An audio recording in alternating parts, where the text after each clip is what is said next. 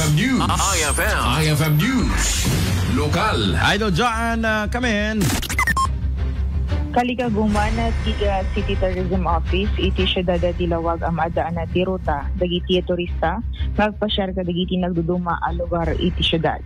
Siguro na kini City Tourism Officer Atty. Charito Malikad, may simsim pa iti panamagtitipon dagiti so amin nga atraksyon iti syudad, ang mabalinda aday wen kentapon at adapay iti panakayam amuda iti publiko.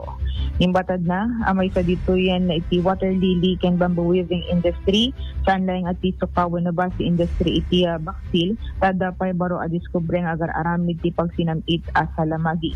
Kinanana, adagito iti awan iti syudad, arumbeng na amadaan, tapnon saan laing apagdadagasan dagiti turista, iti Lawag City, no diket adapayan iti itinerary pagturungan da. Tingin tayo man, dati paseta iti interview tayo kini City Tourism Officer. When di may sampay kat dati water lily at the resolution or ordinance pa iti sanggo niyan. Iso nga, one at a time apo, kaya't mi met nga tayo makamiting pa dagito water lilies pa. Pakairamanan pa di kita bamboo weavers tayo ijay balatong.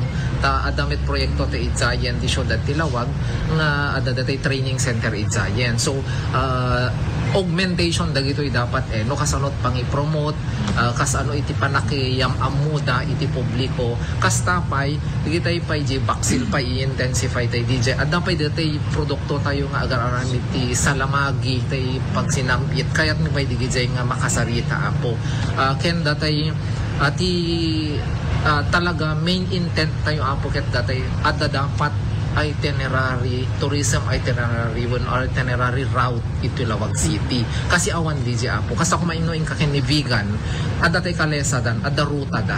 DJ ket awan ka datay ngamin.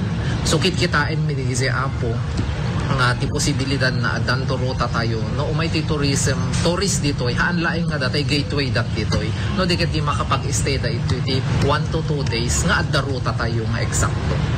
Kumusta beaches tayo sir?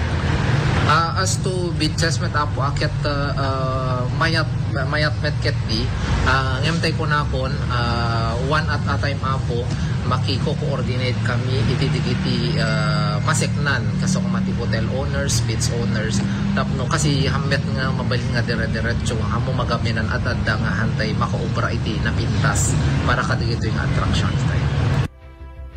Tiya paset, tiya panagasarita niya City Tourism Officer, Atty. Charito Malikad. Sir Jen, nag-question tayo beaches ni Dominic. When? Slumot kumusta tayo beaches tayo? It is but real.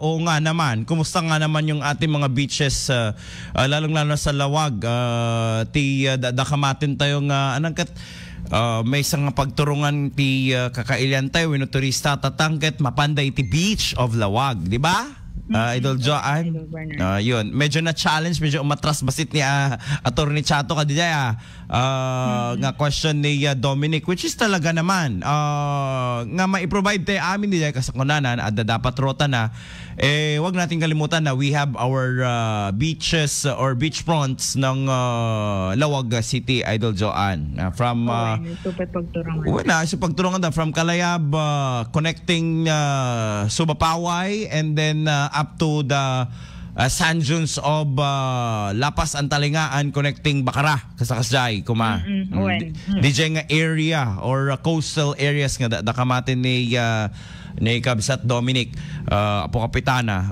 kadati question na kini Apo Chato, which is true naman. And how can we promote again the beach resorts here in the city of Lawag, Idol Joan, di ba? Okay, any more?